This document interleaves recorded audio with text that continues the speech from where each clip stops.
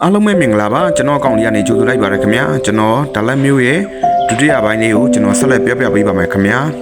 ဒလက်မျိုးလေးရဆိုလို့ရှိရင်စပီးကစ်ဖွံ့ဖြိုးရေးနောက်ပိုင်းပေါ့နော်1954ခုနှစ်ကနေယနေ့အထိအကြောင်းလေးကျွန်တော်အသေးစိတ်ပြောပြပါမယ်ဒလက်မျိုးမှာအဓိကပေါ့နော်ဗီယက်နမ်စစ်ပွဲပေါ့နော်ဗီယက်နမ်စစ်ပွဲအနေနဲ့ဆိုလို့ရှိရင်ကျွန်တော်တို့တိုက်ပွဲဆိုလို့ရှိရင်1968ခုနှစ်ကတတိုးဖက်ဖောက်စစ်စီယမ်ဆိုတဲ့တိုက်ပွဲမှာ10ရက်ကြာတိုက်ပွဲဖြစ်ပွားခဲ့ပါတယ်။အဲ့ဒီစစ်ပွဲကအဓိကဆင်မြင့်စစ်ပွဲမဟုတ်ခဲ့တော့လဲ10ရက်ကြာတိုက်ပွဲဖြစ်ပွားပြီးတဲ့နောက်မှာစစ်ပီးကစ်ကာလရောက်သွားတယ်လို့ပြောရမှာပေါ့နော်။အဲ့စစ်ပီးကစ်ကာလ1985ခုနှစ်နောက်ပိုင်းမှာအထူးသဖြင့်1986ခုနှစ်ကစတင်ပြီးတော့ဒေါ်မွဲစည်းကွက်ပြုပြင်ပြောင်းလဲမူဝါဒများကိုစတင်ပြောင်းလဲခဲ့ပြီးတော့နောက်ပိုင်းမှာဒလက်ကပြည်တွင်းပြည်ပခီးသွားဧည့်သည်တွေအကြိုက်တွေ့စရာခီးသွားမျိုးတို့တခု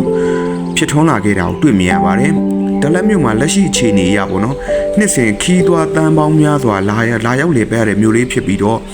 ဒလက်မျိုးလေးရဆိုလို့ရှိရင်ဗီယက်နမ်နိုင်ငံရဲ့အထင်ကရမျိုးတော်ကြီးတစ်ခုအနေနဲ့ရပ်တည်နေရရှိပါတယ်။ဒလက်မျိုးကိုဗီယက်နမ်နိုင်ငံမှာရှိတဲ့လူတွေအားလုံးကအနေနဲ့အရရနေလာရောက်လေပဲကြတာဖြစ်ပါတယ်ခင်ဗျာ။ဒလက်မျိုးကရာသီဥတုနဲ့စိုက်ပျိုးရေးအခြေအနေရတော့ပင်လယ်ရေမျက်နှာပြင်အထက်1500မီတာမှာတည်ရှိပြီးနှစ်စဉ်တစ်နှစ်ပတ်လုံးအေးမြတဲ့ရာသီဥတုရှိတဲ့တောင်ပေါ်ဒေသမျိုးဖြစ်ပါတယ်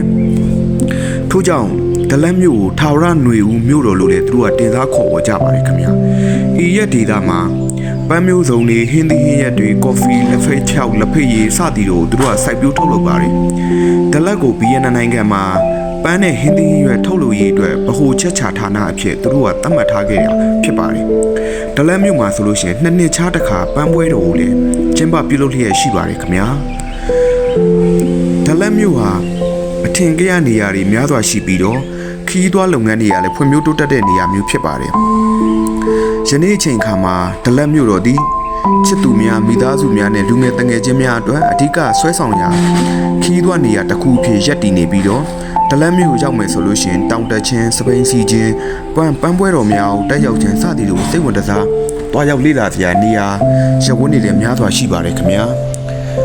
ကျွန်တော်တေချာရှင်းပြရမယ်ဆိုလို့ရှိရင်ဒလက်မြို့လေးရဆိုလို့ရှိရင်တောတောင်တဘာဝအလှတွေရှိမယ်အေးများတဲ့ရာသီဥတုတွေရှိမယ်ရှုခင်းတွေကတာယာရုံမကဘူးပေါ့နော်ရှစ်နှစ်ပေါင်းများစွာကထင်ရှားကြော်ကြားခဲ့တဲ့သမိုင်းဝင်အဆောက်အဦတွေရှိမယ်သူတို့ရဲ့သမိုင်းကြောင်းတွေနဲ့စိတ်ဝင်စားစရာကောင်းတဲ့ဒါလက်မြို့လေးကိုတစ်ခေါက်လောက်လာလေပြီးတော့ကျွန်တော်နဲ့အတူတူဒါလက်မြို့ကိုအတူတူလဲပတ်ရင်ပျော်ရွှင်စရာခီးလေးတစ်ခုဖန်တီးကြပါစို့ကျွန်တော်ကဖိတ်ခေါ်ပါရစေ